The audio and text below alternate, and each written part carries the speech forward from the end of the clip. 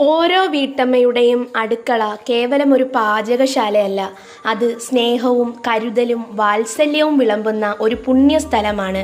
അവിടെ അഗ്നി ജ്വലിക്കുന്നത് വിറകിനാലോ ഗ്യാസിനാലോ മാത്രമല്ല, ഹൃദയത്തിലെ നിർമ്മലമായ സ്നേഹത്താലാണ്. ഓരോ കറിയുടെയും മണത്തിൽ, ഓരോ ഉരുളച്ചോറിലും കാണാത്തൊരു അമ്മയുടെയോ ഭാര്യയുടെയോ സഹോദരിയുടെയോ കരുതലിൻ്റെ കയ്യൊപ്പ് പതിഞ്ഞിരിക്കുന്നു. ജോലിയുടെ തിരക്കിനിടയിലും ഒരുപക്ഷെ ഒരുപാട് ക്ഷീണിച്ച് വീട്ടിലെത്തുമ്പോഴും സ്നേഹമുള്ള കൈകൾ പാകം ചെയ്യുന്ന ഭക്ഷണത്തിന് ഒരു പ്രത്യേക രുചിയുണ്ട്. അത് നാവിൽ മാത്രമല്ല, മനസ്സിനും കുളിർമയേകുന്നു. ചിലപ്പോൾ പാചകത്തിൽ ചെറിയ പിഴവുകൾ വന്നേക്കാം. ഉപ്പിൻ്റെ അളവ് കൂടിയെന്നോ എരിവ് കുറഞ്ഞെന്നോ ഒക്കെ തോന്നിയേക്കാം.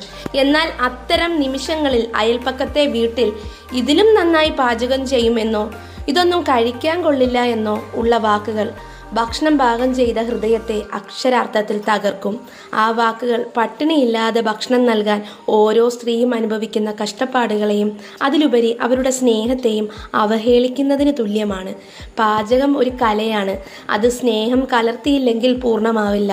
ഒരു കലാകാരൻ തൻ്റെ ചിത്രം വരച്ച് പൂർത്തിയാക്കുമ്പോൾ അതിനെ വിമർശിക്കുന്നതിന് മുമ്പ് ആ കലാസൃഷ്ടിക്ക് പിന്നിലെ പ്രയത്നത്തെയും സ്നേഹത്തെയും നാം ഓർക്കണം. അതുപോലെയാണ് വീട്ടിലെ ഭക്ഷണവും. അതിലെ ചെറിയ പാകപ്പിഴകളെ ഊതിപ്പെരുപ്പിച്ച് മറ്റുള്ളവരുമായി താരതമ്യം ചെയ്യുന്നത് തികച്ചും അനുചിതമാണ്. കാരണം പുറമേ നിന്ന് വാങ്ങുന്ന ഭക്ഷണം എത്ര രുചികരമാണെങ്കിലും അതിൽ ഈ കരുതലിൻ്റെയും സ്നേഹത്തിൻ്റെയും അംശം ഒരിക്കലും ഉണ്ടാകില്ല. ഓരോ തവണ ഭക്ഷണം കഴിക്കുമ്പോഴും അതിന് പിന്നിലുള്ള അധ്വാനത്തെയും സ്നേഹത്തെയും ഓർക്കുക. ഒരു നല്ല വാക്ക്, ഒരു പുഞ്ചിരി, അല്ലെങ്കിൽ ഒരു ഭക്ഷണം കഴിച്ചതിലുള്ള സന്തോഷം പ്രകടിപ്പിക്കുന്നത് അത് പാകം ചെയ്തയാൾക്ക് നൽകാവുന്ന ഏറ്റവും വലിയ അംഗീകാരമാണ്. അത് അവരുടെ ഹൃദയത്തിൽ പുതിയൊരു ഊർജം നിറയ്ക്കും. അതുകൊണ്ട് ഇനി ഒരിക്കലും വീട്ടിൽ പാകം ചെയ്യുന്ന ഭക്ഷണത്തെ മറ്റുള്ളവരുമായി താരതമ്യം ചെയ്യരുത്. വിമർശനങ്ങളല്ല, ചേർത്തുപിടിക്കലാണ് ഒരു കുടുംബത്തിൻ്റെ ഐശ്വര്യം.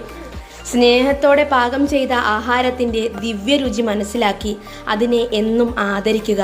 കാരണം ഈ രുചിയാണ് ഓരോ വീടിനും ജീവൻ നൽകുന്നത്, ഓരോ കുടുംബ ബന്ധങ്ങളെയും ഊട്ടിയുറപ്പിക്കുന്നത്. That's it.